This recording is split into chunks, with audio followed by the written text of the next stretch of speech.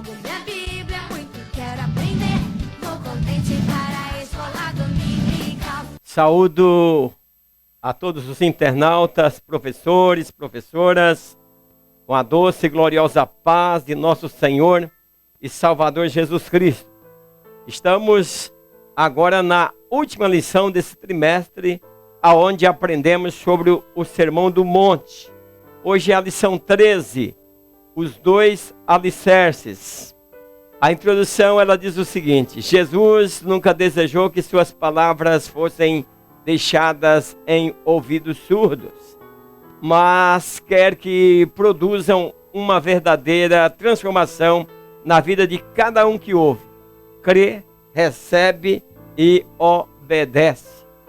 Antes de entrar na lição, eu quero agradecer a todos que têm compartilhado, que têm dado seus likes e que têm comentado essas lições. O meu grande abraço vai para o presbítero Mateus Ferreira, em Goianápolis, Goiás. Ele diz: a paz do Senhor, presbítero Ademar, sua aula é uma bênção. Obrigado, presbítero Mateus. Maria Aparecida, ela diz: a paz do Senhor, aula maravilhosa. Marcelo Honorato, de Vila União do Alto Alegre, município de Alto Paraíso, Rondônia. Um abraço aí para todos aí em Rondônia. Ele diz: a paz do Senhor, presbítero Ademar, que lição maravilhosa. Aprendemos bastante nesse trimestre. Wagner Gomes, é de Glória de Dourados. Grande abraço aí, Wagner. Grande abraço também ao internauta Antônio Carneiro. Vini Galian, ele disse: não é o mundo que tem que entrar na igreja, mas sim a igreja que tem que entrar no mundo. Grande abraço aí o grande amigo aí, Vini Galian. O ponto 1 diz assim: a importância de ouvir e praticar a palavra. Essa parábola foi dada ao fim do Sermão da Montanha, com a intenção de mostrar que nada adianta viver um evangelho superficial e sem raízes profundas. Jesus está falando de alicerce, né? De nós aprofundar a nossa fé no conhecimento e na obediência da palavra. Escolher aí onde nós vamos construir a nossa casa. Se é na rocha ou se é na areia. Nós vamos estar vendo isso no decorrer da lição. O 1.1 diz assim: entendendo a dimensão da parábola. Mateus e Lucas registram a parábola de dois construtores, com os quais Jesus inclui o sermão. Jesus está aí quase concluindo aí o seu sermão. Então, o 1 diz assim: entendendo a dimensão da parábola. Mateus e Lucas registram a parábola de dois construtores, com os quais Jesus conclui o sermão. Então, a parábola é uma comparação, é um relato terrenal que ilustra uma verdade celestial. É metáfora que Jesus vem usando em suas parábolas. Então, a verdade central desta parábola é que a obediência é indispensável no discipulado. Então, não basta essa parábola, Jesus está trazendo, não basta dizer eu sou crente, eu sirvo a Deus, né? Não basta isso. A sua fé tem que estar alicerçada em Cristo. Então, a verdade central desta parábola é a obediência, que é indispensável para aqueles que servem a Deus. Então, a diferença principal dessas duas casas não está na aparência. Jesus falou, quando você está lendo ali o nosso texto, né, bíblico desta lição, ele fala a respeito do homem que edificou a sua casa na rocha e do que edificou a sua casa na areia. Então, a diferença principal dessas duas casas não está na aparência. Jesus está falando de um exemplo de vida, né? De uma vida edificada em um relacionamento verdadeiro com Cristo. É isso que essa parábola vem trazendo para nós entendermos qual era o objetivo de Jesus contando essa parábola. Então, a casa construída na rocha, né, plantada na areia, ela vai passar pelo teste do juiz de Deus. Agora, a casa que está edificada sobre a areia, ela não consegue resistir as tempestades do dia a dia. O 1.2 diz assim: aquele que ouve e põe em prática. Vivemos em uma cultura em que todos querem ser livres, cada um expressando seu ponto de vista sobre o bem e o mal. Mas Deus nos deu sua santa palavra para sabermos antecipadamente o que é bom e agradável. Então, professores, professoras, nós vamos estar mostrando para os nossos alunos que precisamos saber ouvir, a arte de ouvir. Não basta ouvir a palavra, mas também nós precisamos colocar em prática. Isso nós, como professores de escola dominical, nós precisamos deixar bem claro para os alunos que Jesus, ele ilustra esta parábola, né? Então, nesta parábola que lida com um homem que desejou construir uma casa, né? Mas ele coloca as fundações em cima de uma rocha bem firme. Porque quando a tempestade ou a inundação chegar, ela não abala. Então, sua estrutura, ela não pode ser derrubada porque ela está edificada na rocha. Mas o mesmo não vai acontecer com quem construiu sua casa na areia e não pôs fundação.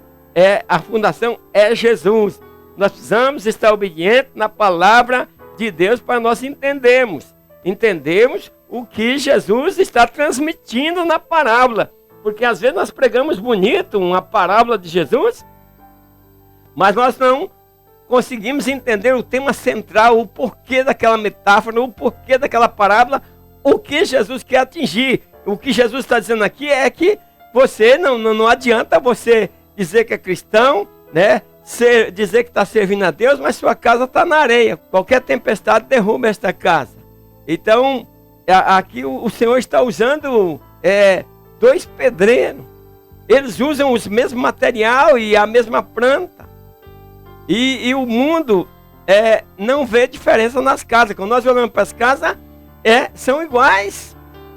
Elas foram usadas o mesmo material, isto é, quando você olha para dois cristãos, eles são iguais, mas a diferença é que a casa de um pode estar edificada na rocha e a casa do outro pode estar edificada na areia. Então é aí que faz a diferença. Então, esses dois construtores, eles representam a vida de dois homens. No entanto, quando há uma tempestade, né, a hora do teste, a casa que não foi alicerçada na rocha desaba e falha no teste. Muitos de nós, se pertencesse à igreja dos primeiros cristãos, será que nós subsistiria? Será que a nossa fé iria até o fim? Porque quantos morreram por causa do evangelho? Quer dizer, quantos morreram porque estava estruturado na palavra? A fé estava acima de tudo. Eles entregavam, perdiam a própria vida por amor a Cristo. O 1.3 diz assim: a rocha e a areia. Nesse sermão, Jesus nos apresenta dois fundamentos: rocha e areia. Professores, professoras, pergunte aí para os seus alunos: sua casa está edificada no quê? Na rocha ou na areia? Você tem conhecimentos bíblicos ou não tem? Então, a rocha, ela está simbolizando a pessoa de Jesus Cristo. Quer dizer, você constrói a sua fé, você alicerça a sua fé sobre um fundamento que é a palavra de Deus, sobre a rocha que é Cristo. E a areia simboliza os ditames do mundo. Quer dizer, uma vida guiada pela razão e fora dos preceitos divinos. Quer dizer, ele dança conforme a música, é diferente. Quem está na rocha, não. Ele dança conforme a palavra de Deus. Quer dizer, ele age conforme a palavra. Agora, quem está edificado na areia, não, ele segue aí os preceitos do mundo. E aí Jesus deixa claro a importância do fundamento de nossas vidas. Nosso fundamento é Cristo. Uma vida cristã, né, apenas externa, é como construir uma casa sobre areia.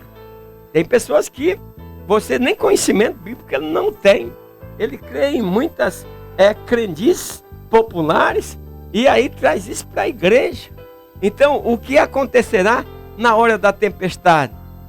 com uma vida cristã apenas externa, não vai suportar. A Bíblia fala que o homem prudente, Jesus explicando, edificou a sua casa na rocha. Então, nós como crentes prudentes, é porque nossa casa está edificada na rocha. E nós não somos tolos de querer edificar a nossa casa sobre a areia, e sabemos que ela não resiste, né? Os testes de fé, não resiste às perseguições do mundo, os problemas que Jesus disse: neste mundo tereis aflição. Então, ela está na areia, ela não consegue resistir, né? Ela pensa que servir a Cristo é só flores, é tapete vermelho, mas tem espinhos, temos problemas.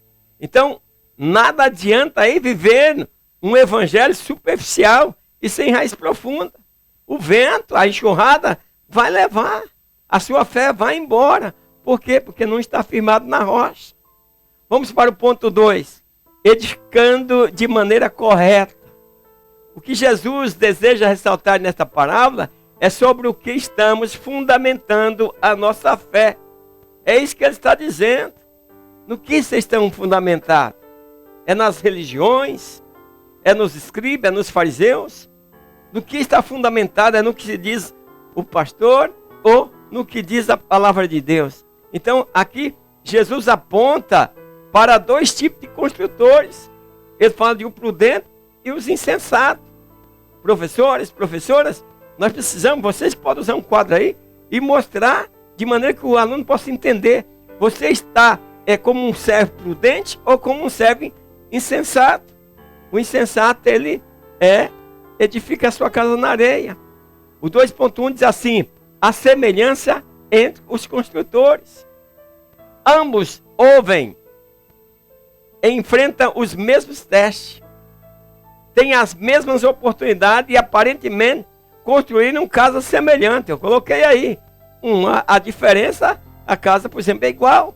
Você olha para um homem, você vê ele. Nós que não enxergamos, Deus conhece o interior, nós só olhamos o exterior. Então nós vemos 2 pessoas, 2 crentes. Mas na realidade, um está fundamentado na rocha e outro na areia. Então as casas são iguais, são parecidas. Mas o contraste estava no fundamento, né? É esses contrastes fundamentais que havia. Então, aquele que construiu uma casa na areia era insensato. Ele não prestou muita atenção ao que estava fazendo. É como a pessoa vai na igreja e aí diz: eu cultava uma benção. E eu já fiz isso, perguntei para uma pessoa: mas onde cultava uma benção? Qual foi a mensagem? Eu não sei. Então, saltar, pular, se chama isso de bênção. Não é bem assim. Então, existe um contraste radical na maneira como ambos suportaram as provas. É difícil para o cristão que não está fundamentado em Cristo, que não conhece a palavra, que não vive pela palavra, suportar essas provas. Então, a casa construída pelo prudente, ela passa por todos os testes. Enquanto que a casa que o outro construiu na areia, ela se desfez. Então, mas e o que fez a casa ruir? Não foi o material com que foi construído, mas sim um alicerce. A casa cai por causa do alicerce. Nós precisamos estar alicerçados em Cristo, fundamentado na palavra de Deus, buscando ao Senhor, cada dia procurando estar mais perto. Isso é fundamentar a nossa casa na rocha. Então, Cristo é o nosso alicerce. E aí, se nós não tivermos com Cristo, tudo é incerto. O 2.2 diz assim: o alicerce indica que a casa suporta. Uma casa não se constrói primeiro pelo telhado ou pelas paredes. Não tem jeito, não tem como ser construído pelo telhado. Então, a primeira coisa que nós vamos fazer quando vamos construir uma casa é o alicerce, é claro. É o alicerce. Porque tempestade vai vir. Então, ela vem tanto para assoprar na casa do sábio, do prudente, como do tolo, que construiu na areia. Ela vai soprar nos dois. A diferença é que a que está na rocha não vai cair. Então as chuvas, os rios, os ventos se referem há problemas que podem existir na vida das pessoas. E acontece nas nossas vidas, doenças, né? Problemas econômicos, morte, né? Perseguição. Mas nós suportamos porque estamos fundamentados em Cristo. O 2:3 diz assim: a rocha da construção é Cristo. O que seria mais fácil? Cavar sobre a rocha para se obter um alicerce seguro? Ou construir sobre a areia? Claro que para cavar sobre a rocha é complicado, é muito difícil. Leva tempo. A areia não, a areia você cava com facilidade. É só você proteger para ela não voltar de volta, né? Senão a areia volta e vai entupindo o próprio buraco que você cavou. Mas ela é com facilidade. Agora a rocha depende de estratégia, de ferramenta apropriada. Então, nós sempre vamos querer, sempre existe, nós queremos um caminho mais fácil. Quer dizer, é mais fácil fazer na areia, mas não suporta os ventos, nós temos que entender isso. Então Jesus ressalta nessa parábola sobre o que estamos, no que estamos fundamentando a nossa fé. E nós precisamos preocupar com isso. O 3 diz assim, vamos agora para o ponto 3. Ensinamentos práticos acerca da parábola. Porque isso, professores e professoras, é para nós trazer para a prática. Uma casa bem edificada pode resistir com firmeza os ataques externos da vida cotidiana. Eu coloquei aí um mourão de cimento, né? A casa, quer dizer, as estacas feitas ali em Cristo. Então ela vai suportar. Então o ensinamento prático que Jesus está trazendo e que nós vamos trazer para nossos alunos, professores e professoras, é de que eles precisam, cada dia, se aprofundar mais em conhecer a Cristo. Porque quanto mais nosso relacionamento se aproxima, mais nós ficamos mais firmes. Nós alicerçamos melhor a fundamentação da nossa casa. Então, por isso, nós temos que pensar, Cristo é a nossa rocha.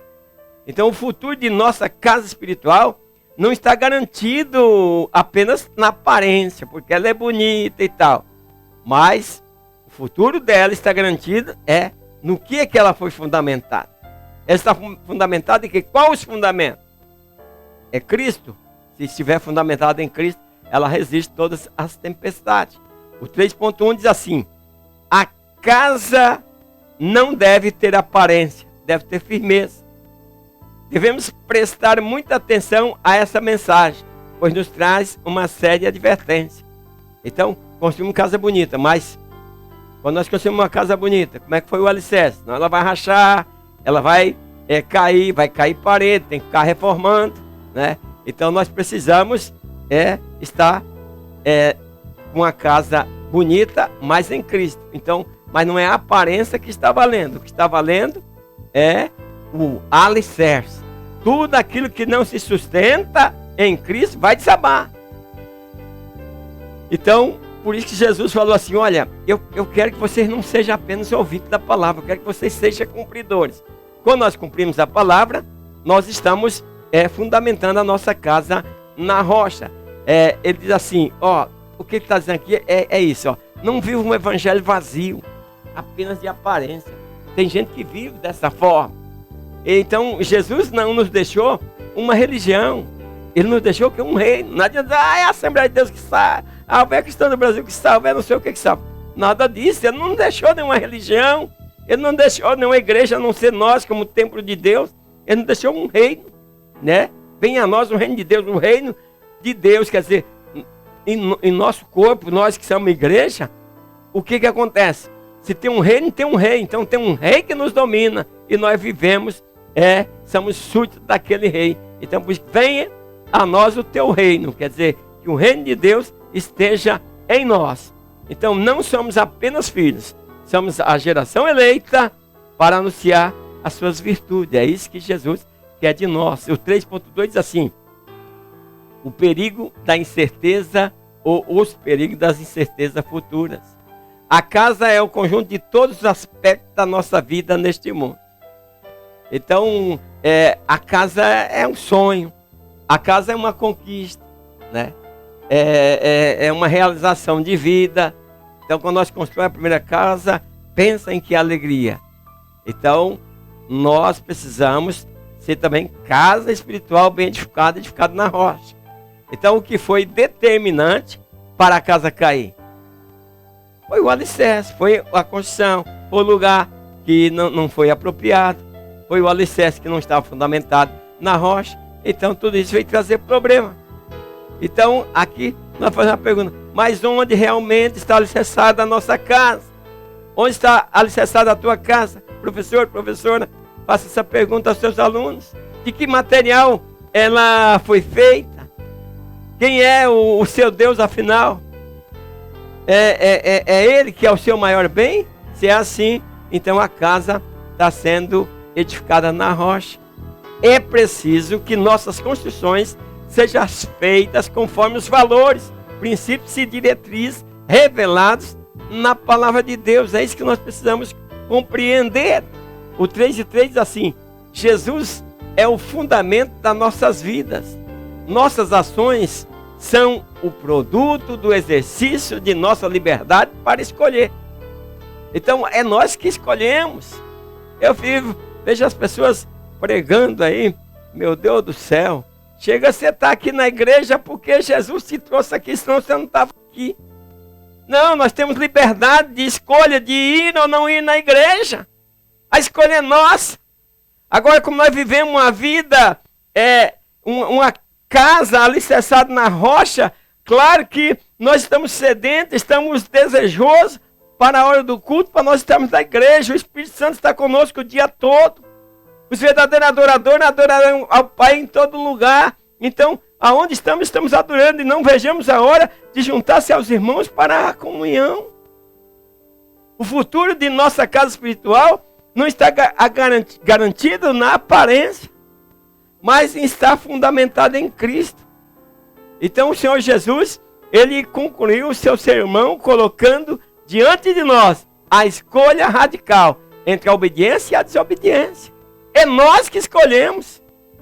Eu já falei várias vezes, Jesus chama os seus discípulos e aí Ele faz uma mensagem direta para os discípulos, dizendo: não foi vocês que escolheram a mim, foi eu que escolhi a vós. Você vai olhar, vai ler os contextos bíblicos, vai ver Jesus orando e Jesus chamando um está pescando, ele chama, vem a mim, outro vem a mim. Jesus está falando aquilo ali para os discípulos, para a chamada ministerial. Agora aparece aqueles que sem formação nenhuma chega na igreja e diz assim: não foi eu que escolhi Jesus, foi Jesus que me escolheu. Eu estou aqui porque Ele me escolheu, desde o ventre eu sou escolhido. Deixa de conversa. Quem foi escolhido desde o ventre foi Jeremias, mas com um propósito.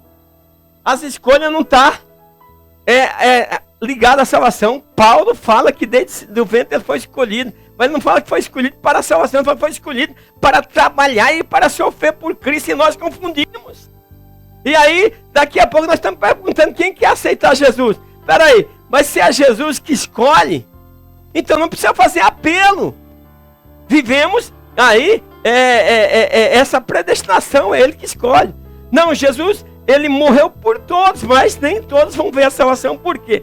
Porque não aceitam a Cristo. Nós precisamos entender isso, meus queridos irmãos. Nós precisamos crescer na palavra. Eu escuto pastores e mais pastores ensinando ao povo: você está aqui porque Deus te escolheu. Conversa fiado.